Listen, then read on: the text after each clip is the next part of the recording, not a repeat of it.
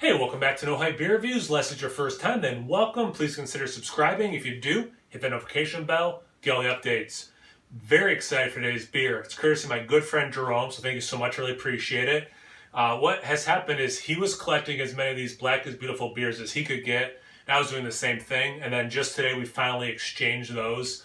So I think he gave me maybe 8 Black is Beautiful beers. A couple of them were doubles, so maybe like 6 individual ones, plus a couple other beers that I'm really excited to review.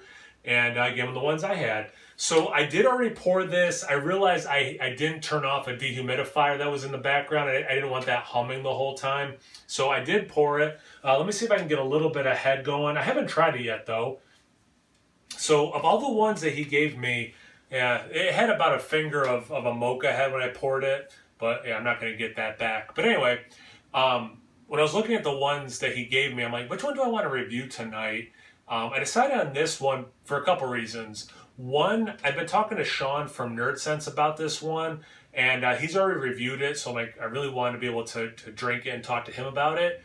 And also, this one has coffee, and I'm making breakfast for dinner, so I thought, this would be a cool beer to drink when I'm eating that. So, like I said, this is a Black is Beautiful beer, and it has coffee. It's from Finback Brewing. This one comes in at 9%, so a little bit lower than the actual base recipe says.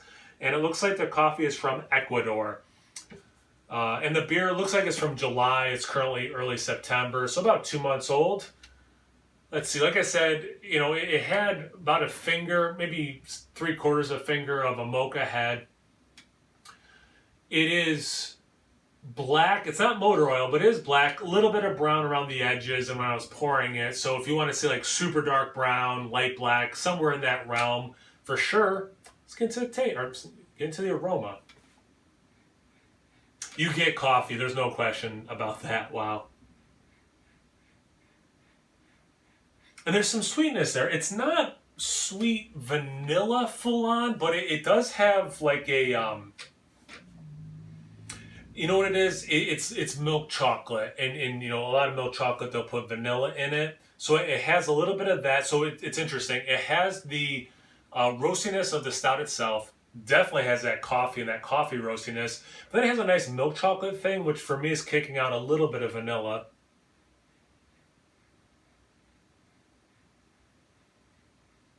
I mean, it's going to sound like a pretty boring nose, but it smells like a big coffee stout. And that's what this beer is. So yeah, I'm not getting 20 different things. It's not super complex that way, but it is delivering on what is promised, a nice coffee stout aroma. Let's see what it tastes. Cheers. Oh, excuse me. Apparently I have the hiccups all of a sudden. So this one doesn't drink as much like the base recipe in terms of that like super Russian Imperial Stout roastiness, but hopped where you're like, or is it just a big black IPA and you try to figure out which one it's more close to?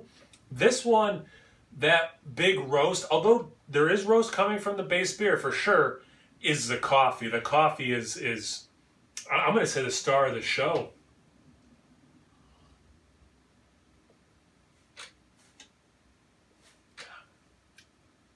Okay, now I'm getting more of the base. I'm sorry, when I say base, I mean the base recipe. We're getting even more of the actual roast from the roasted malts. No, the hops are reminiscent of the base recipe as well.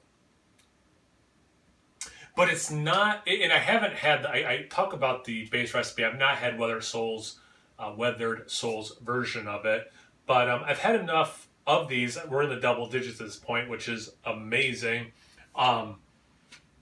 where I've had enough to kind of tell what it's supposed to be, like what it's going for. And this has, I don't even know, I'll say less than 50% of that roasty from the stout hop thing. And then it's like 50% its own beer. So I'll say like 50-50-ish, but like 50% its own coffee stout. Almost like you blended the two together. Like, okay, we made a really nice coffee stout. We made the base recipe.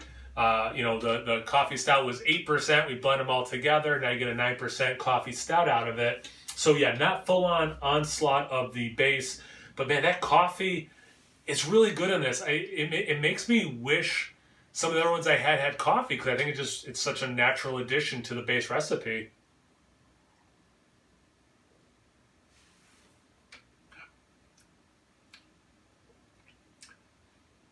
The mouthfeel is just a little bit less than some of the other ones I've had. So like a low to medium mouthfeel. I'm getting less milk chocolate in the taste now that I've had a few sips than I got in the aroma. It's more of a dark chocolate, but not like super intense. So maybe, I'll use my common descriptor of like a Hershey's Special Dark. Somewhere in that realm. It's not overly like smoky, which was another thing I got out of some of the other ones.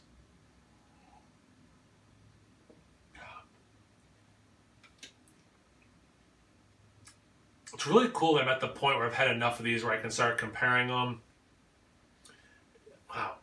This is good. This is a really nice coffee stout. If you are like me and you went into this thinking this is going to be that base recipe plus coffee, then it's going to be not quite what you're expecting. So it did take me a little bit to adjust my expectations what the beer tastes like.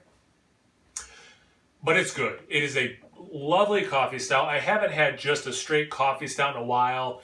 I've had some that maybe had other adjuncts in it, or like they're also barrel aged. So it is nice to kind of remember like, oh yeah, this is just a nice single digit ABV coffee stout. Nails that. I gotta go watch Sean's review while I finish this and eat my breakfast for dinner. Thanks again, Jerome. I really appreciate it. Thank you guys for watching. I really appreciate that. Check me out on Instagram and on Tap. It's No Hype Beer Reviews at both those places. So please like, comment, subscribe, and most importantly, imbibe. Cheers, everyone.